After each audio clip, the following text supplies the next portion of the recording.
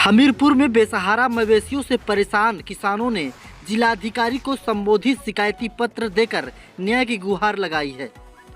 समस्या का निदान कराने की मांग किया गया है। किसानों ने कहा है कि यदि इन मवेशियों को गौशाला में बंद नहीं कराया गया तो किसानों की फसलें चौपट होने में समय नहीं लगेगा और नुकसान भारी हो जाएगा।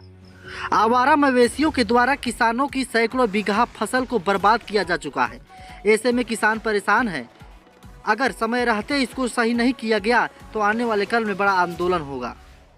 समस्या मेरी ये है कि मेरी फसल जो तैयार होती है उस फसल में आवारा पशुओं का बहुत ज्यादा प्रकोप रहता है और पूरी फसल नष्ट कर देते हैं। अभी तक 10 साल से मेरे ग्राम पंचायत में किसी प्रकार का गौशाला नहीं बना है और मैंने प्रधान से बात भी की थी कि सर वो जब ज्वार की फसल थी, ज्वार खा जा रहे थे, तो मैंने कहा कि प्रधान जी गौशाले का निर्माण नहीं हो रहा है क्या? तो कह रहे थे 10 दिन के अंदर मैं आपको बनवा रहा हूँ, आप 10 दिन शांत रहिए, किसी भी प्रकार की कार्रवाई न कीजिए, उससे कार्य रुक सकता है, इसलिए आप 10 दिन सब लोग रुक जाइए, किसी भी प्रकार का अभी तक गौशाला नहीं बना है।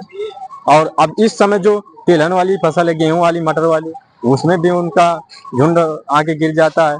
रात में दिन में जब बीच आते तब भी खा जाते, पूरी फसल नष्ट कर देते हैं। तो मारने वाले सर्दियां चल रही, किस तरह समस्याएं होती है आप लोगों को रात में देख रेख करने? अरे सर्दियों के समय में तो बहुत ज्यादा दिक्कतें ये रहती हैं कि घर के बाहर निकलो, खेत में लेटना है, वहीं रखाना है, तो इतनी ज्यादा सर्दी रहती है कि जीने और मरने की हालत आ जाती है। लेकिन अपने परिवार के भरण पोषण के लिए हम लोग अपनी जी जान लगाकर अपनी फसल की रक्षा करते हैं, लेकिन फिर भी उसमें मारने वाले सांड रहते हैं। कभी कभी खेत में घुसे होते हैं तो हम उनको हाँकने में असमर्थ रहते हैं, दूर ही खड़े रहते हैं।